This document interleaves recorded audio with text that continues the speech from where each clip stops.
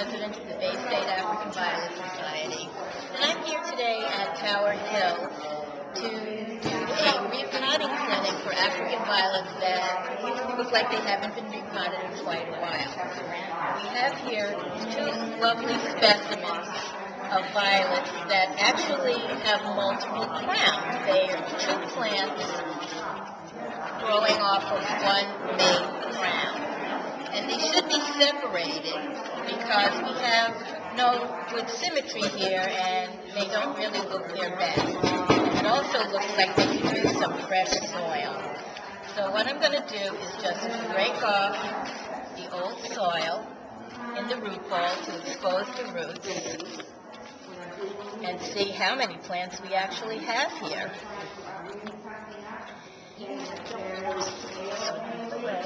Now, I don't know if you can see, but there are actually multiple crowns here, and this plant is going to be separated. We have two plants coming off with one main crown.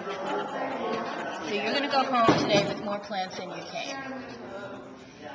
No, I'm going to use this.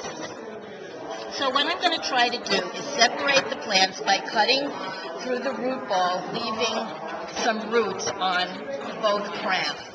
So I'm going to see right down here is where to separate, and I'm going to, with a sharp knife, cut down through the root ball.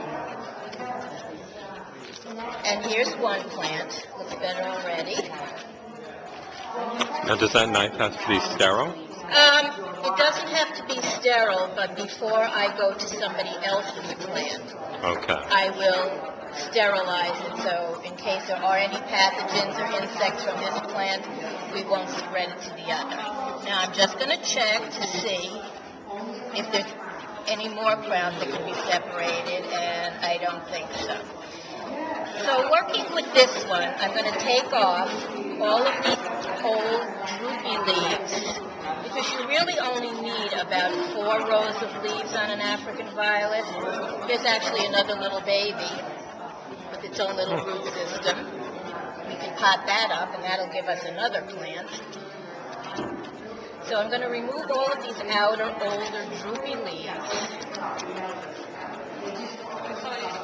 and try to get a good symmetry on the plant. And after we do that, we're going to scrape down the neck of the plant to remove all of the dry, dead tissue. I'm just going to use my fingernail, but you could, of course, use a knife. Very gently, just to expose new green tissue. And then we're going to pick a pot size. And because this root ball is now kind of small, we're going to take it down quite a bit. And our rule of thumb for deciding on pot size will be that the diameter of the pot should be 1/3 the diameter of the plant. And because African violets like to be a little tight in the pot for best blooming, if it's in between sizes, you should always err on the side of the smaller pot. Go smaller rather than larger. So as I said, I'm trying to get some good symmetry here. So you're actually separating that particular African violet? I did. This was growing as 2 crowns, as is this one, and we're going to divide them up. Okay. So now,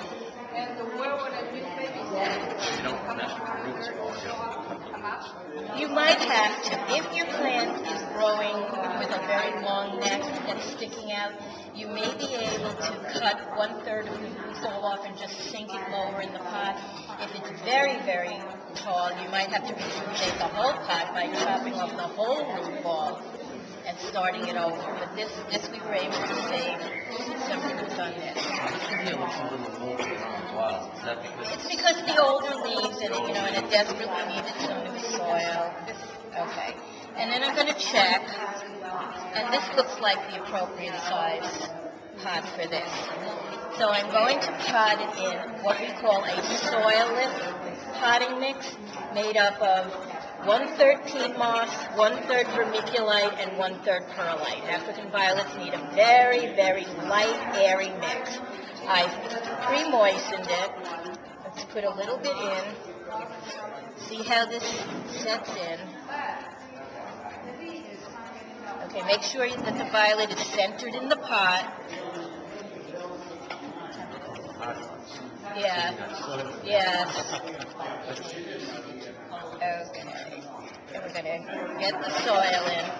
And after we get the soil in, we're not going to press it down very hard because we want to maintain the air spaces.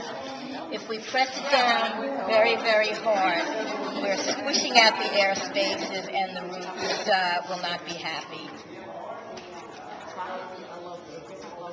So again, I'm just kind of very gently tamping it down with my finger.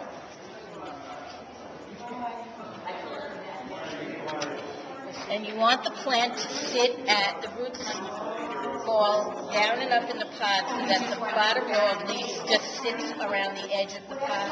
You don't want to sink it too deep. You don't want to have it up too high. If you know the name of your plant, at this point you would put a label on your pot.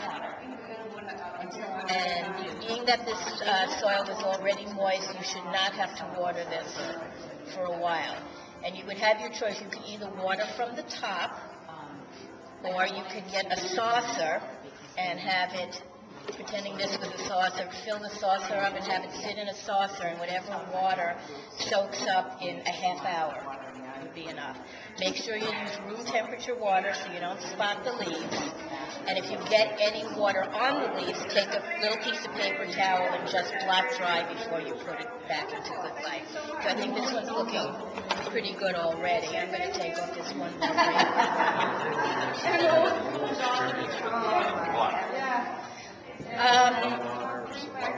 I have well water with a very high pH, very alkaline, with a lot of dissolved minerals in it.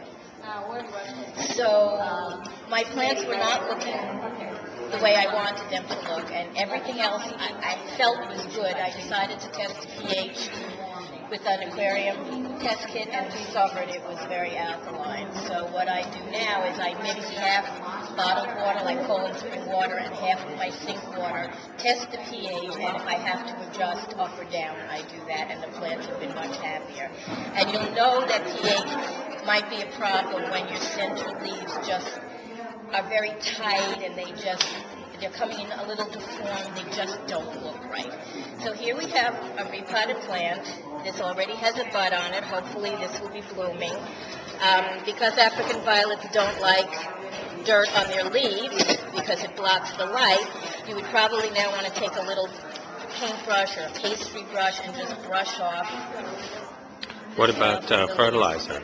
Okay, fertilizer, we like to use what we call the constant feed method, where we dissolve 1/4 of a teaspoon of an African violet balanced fertilizer, like a 20-20-20 or a 12-36-14, in a gallon of water. So it's a teaspoon of fertilizer to a gallon of water, and this way every time the plant is watered it gets a little bit of fertilizer, because consistency is the most important thing with African violets.